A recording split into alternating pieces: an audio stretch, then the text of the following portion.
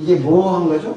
무질서한 질서가 깨진 거죠. 여러분 극장에서 불이 났는데요. 불이 났는데 동쪽 문, 서쪽 문을 싹 열어놨어요. 도망가라고, 빠져나가라고.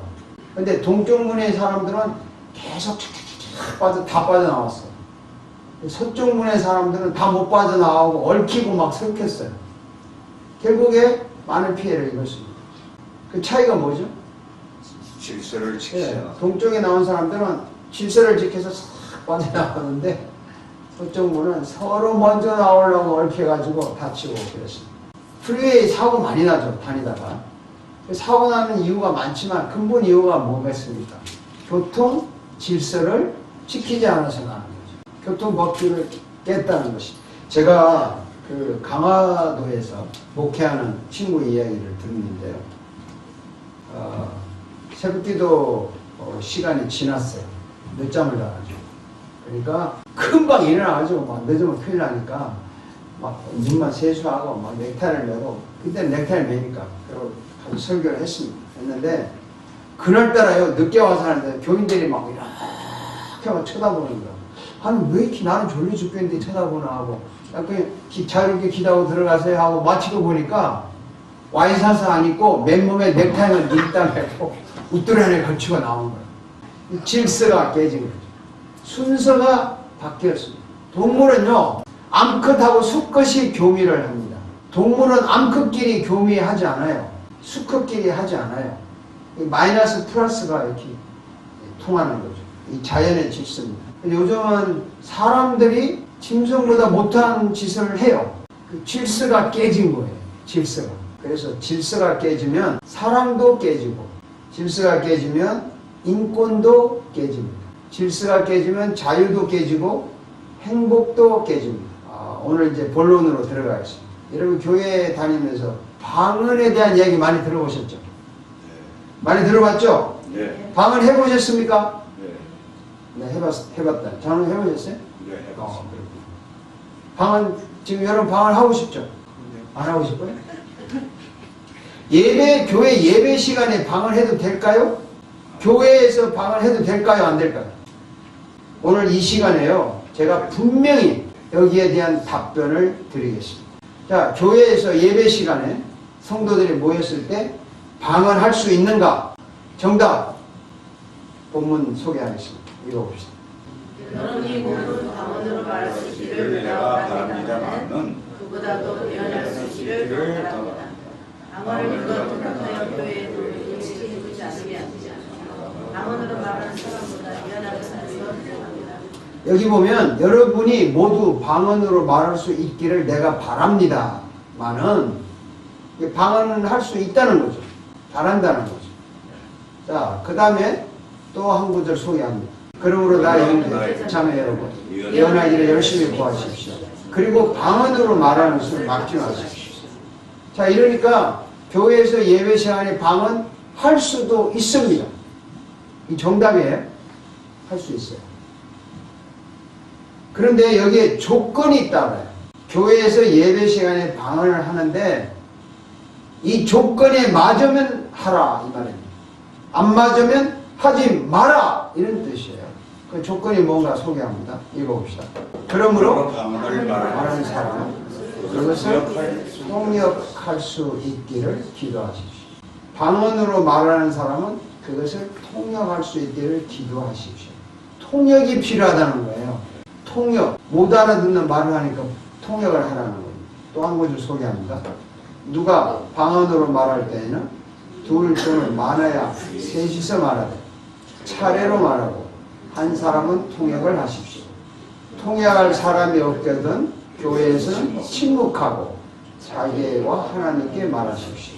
이게 정답이에요. 이 조건이 맞아야 돼요. 교회에서 방언할 때는 한 사람 혹은 두 사람, 많아야 세 사람까지만 하라. 예배 시간에 할 때, 기도 시간에 할 때 세 사람이 순서대로 하라는 거예요. 두 사람이 동시에 하지 말고 한 사람이 끝나면 또 한 사람이 하고 한 사람이 끝나면 또 한 사람이 하되 통역을 반드시 하라. 통역할 사람이 없으면 하지 마라. 교회에서 침묵하라. 근데 요즘은 여러분 어떤 교회 가보니까 여러분 함께 통성으로 기도하겠습니다. 주야 주야 세 번 막 부르더니 막 방 안으로 막 이 사람 저 사람이 막 하는 거예요. 이거 성경에서 하라고 했습니까? 하지 말라고 했습니까? 하지 말라고 했습니다. 오늘 분명히 말씀드리는 거예요. 이렇게 하는 거 아니에요. 정말 이렇게 하는 거 아니에요. 성경에서 그렇게 말하지 않아요. 한 사람이 하고 또 한 사람이 하고 많아야 세 사람까지 하되 반드시 통역을 하는 거예요. 통역 없으면 침묵하라 하지 말라는 거예요. 자기와 하나님께 말하는 거예요. 네 혼자 집에 가서 하라는 거예요. 단둘이. 교회에서 모일 때는 통역을 하고 세 사람 정도가 할 때는 가능하다. 이 조건입니다. 이 조건이 안 맞으면 하지 말라는 거죠. 자, 여러분 답이 됐습니까? 네. 지금까지 뭐 방언하면 되냐 안 되냐 뭐가 틀렸냐 성경이 있다 없다 엄한 소리 다 하고 뭐 또 저 오순절 계통에 순복음 계통에는 방언 안 하는 사람은 또 아예 교인 취급도 안 해요. 또 보수적인 교단에서는 또 뭐 방언이 그게 진짜 방언이냐 가짜 방언이냐 뭐 캐리스메릭이 뭐 폴스 캐리스메릭이냐 뭐 따지는데 그냥 간단히 생각합시다. 교회에서 모일 때 방언 기도를 할 수 있는 사람은 세 사람까지는 허용한다. 순서대로 한 사람씩 끝나고 통역하라. 통역반이 없으면 하지 마라. 여기까지. 정리됐습니까? 네. 이거 좀 정리했으면 좋겠어요. 자, 근데 이렇게 조건을 제시하는 이유가 뭔지 아십니까? 왜 이렇게 조건을 제시했습니까? 그것은 바로 이겁니다. 자, 읽어봅시다. 하나님은 무질서의 하나님이 아니라 평화의 하나님이십니다. 모든 일을 적절하게 하고 질서 있게 해야 합니다. 이 질서를 지켜라. 이 말이 질서를 깨지 마라. 그 이유는 하나님이 질서의 하나님이기 때문에 그렇습니다. 하나님은 무질서와 반대되는 분이에요. 평화의 하나님이십니다. 그러니까 여러분 질서와 평화는 같은 뜻으로 이해가 됩니다. 하나님은 무질서의 하나님이 아니라 평화의 하나님이시다. 이 말은 질서는 평화를 가져온다 이런 뜻이죠. 그래서 교회에서 아무리 성령이 충만하고 은혜가 충만하고 아무리 열심히 봉사를 해도 질서를 깨면 하나님의 평화를 깨는 일이고 교회의 평화를 깨는 일입니다. 심하면 교회의 평화가 깨지면 교회가 와해되고 교회가 풍지박산이 납니다. 이것을 가장 좋아하는 게 사탄입니다. 사탄은 무질서를 좋아합니다. 그래서요, 공동체, 사람들이 모일 때는요, 항상 질서가 먼저입니다. 질서가 깨지면 공동체의 평화가 깨지기 때문에 공동체가 분열이 돼요. 질서가 굉장히 중요합니다. 부모와 자녀의 질서가 있죠. 선생과 제자의 질서가 있죠. 남편과 아내의 질서가 있습니다. 하나님과 인간에도 질서가 있습니다. 우주가 돌아가는 질서가 있고 자연이 돌아가는 질서가 있습니다. 여러분 질서 중에 가장 본질적인 질서가 뭔지 아십니까? 그것은 하나님과 인간과의 질서입니다. 이 본질적인 질서. 하나님은 창조주, 인간은 피조물. 하나님은 나의 남편, 우리는 그의 아내. 하나님은 우리의 아버지, 부모, 우리는 그의 자녀. 이것을 창조의 질서라고 말합니다. 한번 따라합시다. 창조의 질서. 창조의 질서. 근데요, 이 창조의 질서가 깨졌어요. 인간이요, 하나님보다 높다고 생각해요. 여러분은 안 그렇죠? 여러분은 전혀 하나님보다 높다고 생각 안 하죠? 네. 근데 행동은 하나님보다 높은 것처럼 마음대로 행동하죠? 네. 질서를 깨고 있어요, 사실은. 질서를 깼어요.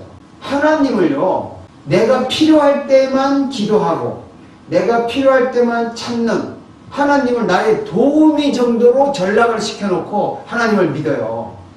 그리고 내가 필요 없을 때는 하나님 찾을 이유가 없어요. 제가 우리 어머니를 요즘에 모시고 살면서 옛날에 불효했던 거 감노라고 열심히 효도하는데 우리 어머니는 24시간 제가 필요하더라고요. 밥, 아침, 점심, 저녁 끝나고 나면 세수, 양치질, 손발 닦여, 옷 갈아입혀, 변기 치워드려. 내 시간이 없어요. 정말 가졌으면 좋겠어요. 근데 안 가신다고요. 그러면 저희 어머니가 저를 필요로 할까요? 제가 어머니를 필요로 할까요? 네? 둘 다 똑같아요. 사모가 필요. 와, 대답 진짜 묘하게 하시네. 제가 이 말을 하는 이유는 어머니가 저를 필요로 하든 안 하든 제가 어머니를 보살펴야 되는 게 저의 임무예요. 하나님은 우리가 필요하든 필요 안 하든 항상 우리 가운데 계세요. 항상 우리를 지켜보시고 우리 옆에 계시고 우리와 함께 일하시기를 원해요. 우리와 함께 이야기하기를 원하신다고요. 우리가 만나시기를 원하시는데 우리는 필요할 때만 찾고 안 필요할 때는 싹 버리고 그래서 하나님보다 우리가 높아요 사실은. 이렇게 산다고요. 그러니까 내 마음대로 하나님을 믿기도 하고 내 마음대로 하나님을 설정 버리기도 하고 이 창조의 질서가 깨졌다 이런 뜻입니다. 잘못했죠 여러분? 시인합시다. 잘못했습니다. 잘못했습니다. 시인하고 동정 받는 거예요. 잘못했다면 하나님 무조건 어떻게 합니까? 무조건 알았어 지금부터 잘해 이러지 웃기지 마 이런 거 전혀 없어요. 그래? 지금부터 다시 잘해. 이게 질서를 원하시는 거예요.